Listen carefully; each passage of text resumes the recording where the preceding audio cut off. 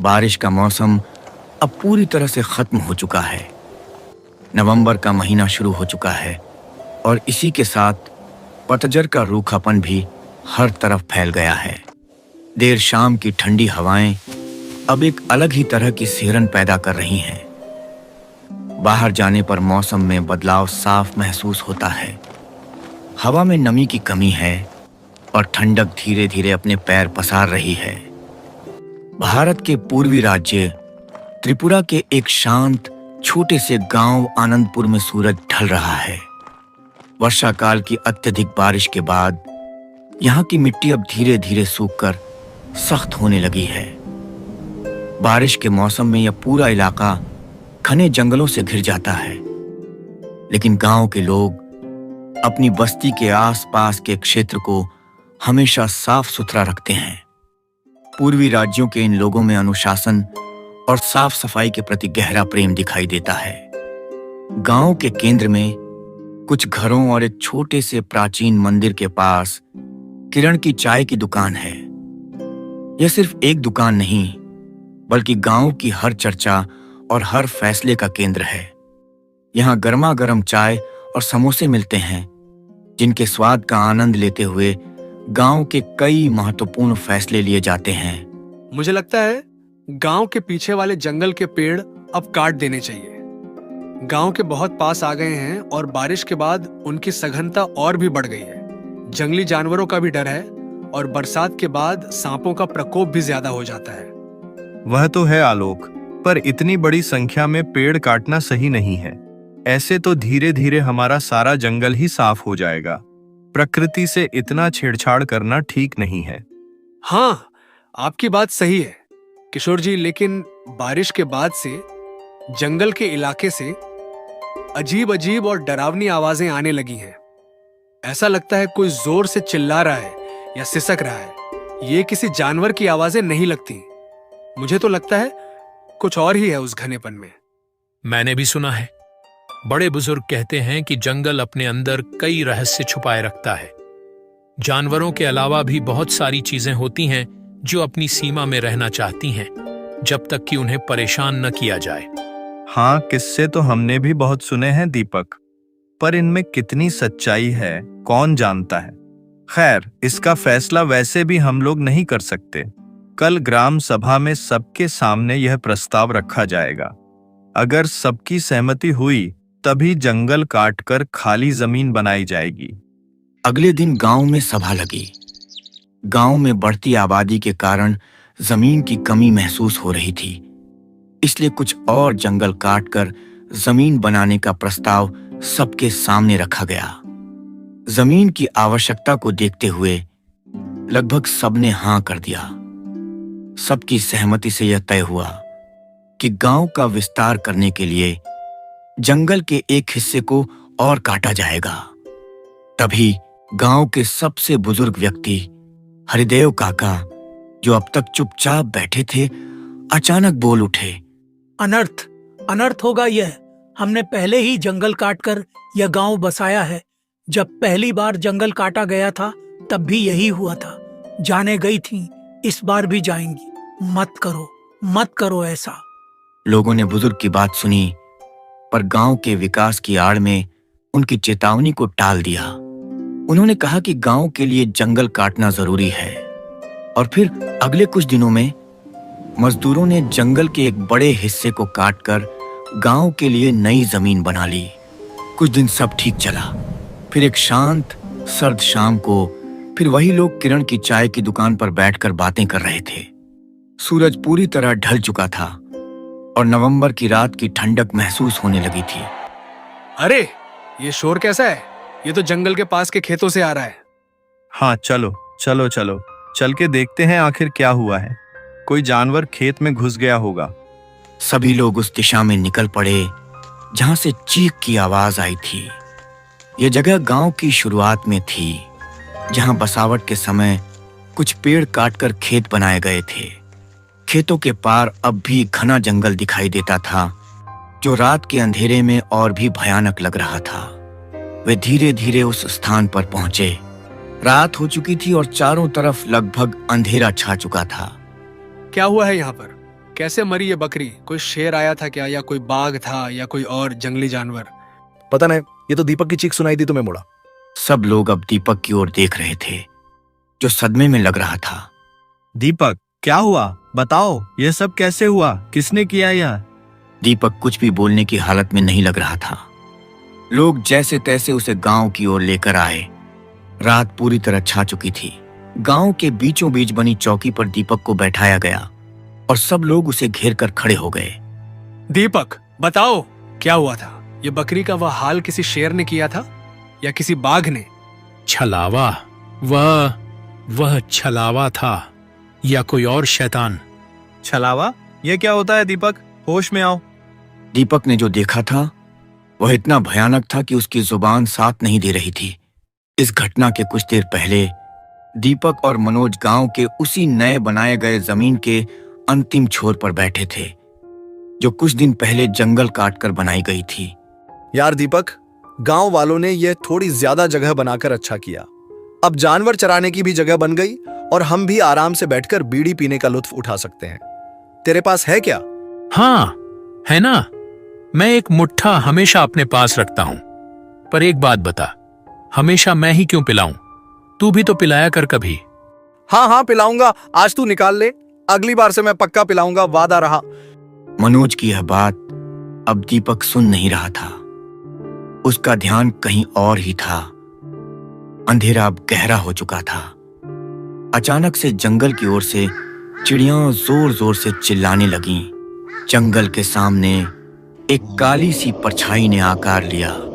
थोड़ी ही देर में उस काली परछाई ने अपना असली रूप ले लिया। देखने में वह बेहद भद्दा, विकृत और डरावना था।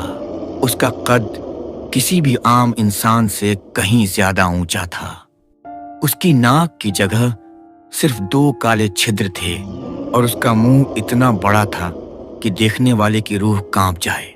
पहली नजर में वह कोई इंसान जैसा ही दिखता था, लेकिन उसका शरीर विकृतियों से भरा था। वह कोई इंसान नहीं था, वह था विरूप। देखते ही देखते उसने गांव के ही एक आदमी प्रेम रातू की बकरी को उठा लिया। विरूप ने अपना विशाल और काला मुंह खोला और एक ही बार में उस बकरी का पूरा सिर काट कर खा गया। बकरी अचानक से शांत हो गई। दीपक कुछ भी बोल नहीं पा रहा था। वह डर से बुरी तरह कांपने लगा। क्या हुआ भाई दीपक, अचानक से डर क्यों गया? मनोज ने पीछे मुड़कर देखा और बकरी का वह भयावह हाल देखकर चीख पड़ा। उसका चिल्लाना सुनकर गांव के लोग वहां आ गए। मैं बता नहीं सकता वह कितना भयानक था।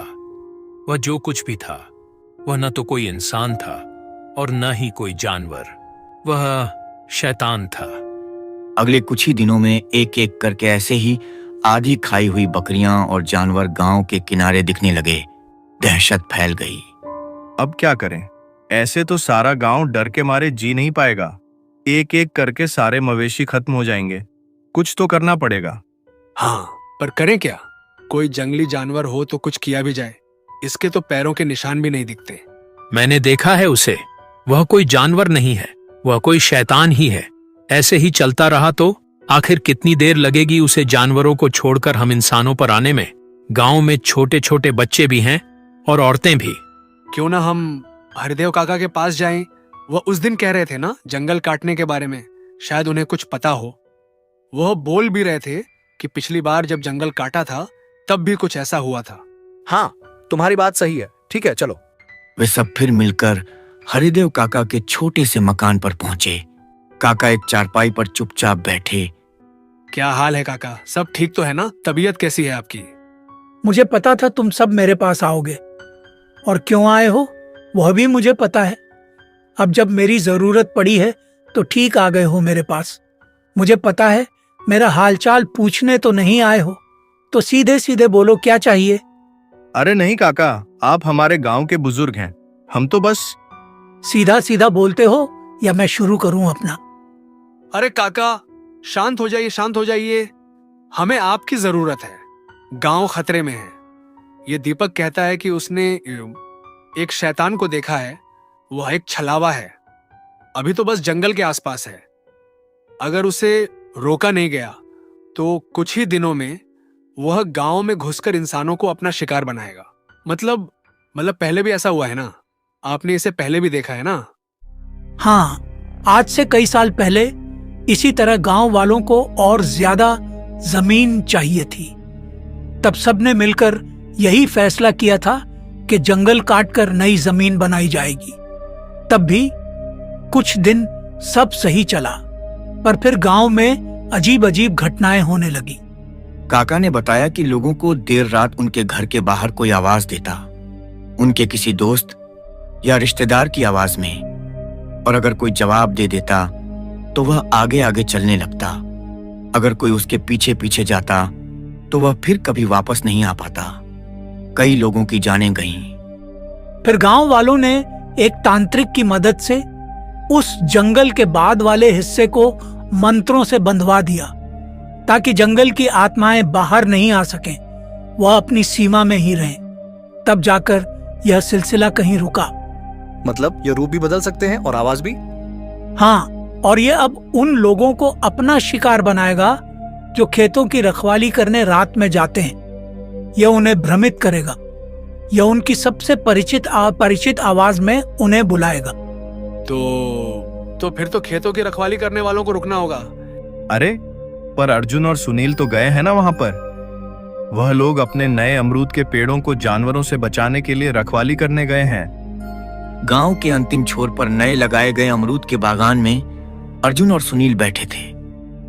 धीरे धीरे ठंड बढ़ती जा रही है। उफ, अब नहीं लगेगी तो कब लगेगी? नवंबर खत्म होने वाला है, अब तो सर्दियां शुरू होने वाली हैं। क्या करें, इन पौधों की रखवाली करनी भी तो जरूरी है ना, जब तक ये बड़े नहीं हो जाते। 2-4 दिन में घेरा डाल देंगे इन पर, तब तक तो रखवाली करनी ही पड़ेगी। ऐसे ही बातें करते करते और ठंड से सिकुड़ते हुए कुछ देर में उनकी आंख लग गई। उनसे कुछ ही दूर पर एक काली परछाई ने आकार लिया। यह विरूप था। वह अपना भेष बदलकर किसी बूढ़े चाचा जैसा रूप धारण करके उनकी ओर बढ़ा। सुनील, अर्जुन, सुनो मेरी बात। उन दोनों की नींद खुली। अरे चाचा, आप यहाँ? क्या बात है? मेरे खेत में जंगली सुअर घुस आए हैं, मेरी फसल खराब कर रहे हैं। मेरी मदद करो उन्हें भगाने में। चलो मेरे साथ चलो। हाँ, चलिए देखते हैं कैसे फसल खराब करते हैं ये लोग। चाचा फिर मुड़कर पीछे की ओर चलने लगे। उनके पीछे पीछे किशोर और सुनील चलने लगे। रात सुनसान हो चुकी थी और झिंगुरों की आवाज साफ सुनाई दे रही थी। थोड़ी देर में वे खेत के पास पहुंचे, पर वहां जाकर उन्होंने देखा कि वहां तो कोई सुअर या कोई जंगली जानवर नहीं था। चाचा, यहाँ तो कोई नहीं है, कुछ भी तो नहीं है यहाँ पे। सामने वह चाचा नहीं था। एक अजीब सी कर्कश आवाज में वह हंसने लगा और देखते ही देखते धीरे धीरे वह अपने असली विरूप में आने लगा। वह काफी बड़ा हो गया। धीरे धीरे वह अपना बड़ा सा मुंह खोलकर उनकी ओर बढ़ने लगा। अचानक उसने सुनील का गला कसकर पकड़ लिया और उसे ऊपर उठा लिया। वह उसका सिर खाने वाला ही था। तभी गांव की ओर से लोग चिल्लाते हुए उधर आने लगे। उन्हें देखकर विरूप ने सुनील को वहीं गिरा दिया और पलक झपकते ही जंगल के अंधेरे में गायब हो गया। गांव वालों की वजह से उन दोनों की जान बच गई। अगले दिन गांव वालों ने फिर उसी तांत्रिक को बुलाया जिसने पिछली बार जंगल को मंत्रों से बांधा था। हरिदेव काका की बात अब सब समझ चुके थे। उन्होंने मिलकर तांत्रिक से विनती की कि वह एक बार फिर से जंगल की आत्माओं को उनकी सीमा में बांध दे। तांत्रिक ने कई घंटों तक कठिन मंत्रोच्चार किया और एक बार फिर से जंगल को मंत्रों की अदृश्य दीवार से बंधवा दिया, ताकि जंगल की आत्माएं वह विरूप जंगल में ही रहे और बाहर नहीं आ पाए। जंगल जब तक शांत है तब तक ठीक है। लेकिन अगर हमने फिर से जंगल को छेड़ा, अगर जंगल नाराज हुआ, तो जंगल में इतने सारे राज हैं जिनके बारे में हम सोच भी नहीं सकते। प्रकृति से किया गया हर छेड़छाड़ एक दिन अपना हिसाब जरूर मांगता है। हमें अब आनंदपुर की सीमा नहीं बढ़ानी चाहिए। और इस तरह आनंदपुर गांव पर आया यह संकट टल गया। लेकिन गांव वालों को हमेशा के लिए एक सबक मिल गया कि प्रकृति का सम्मान करना कितना आवश्यक है। नवंबर की सर्द रातें अब फिर से शांत हो गईं, पर हर अंधेरी रात में गांव के अंतिम छोर पर बैठी आत्माओं को विरूप की उस कर्कश हंसी का डर हमेशा महसूस होता रहा।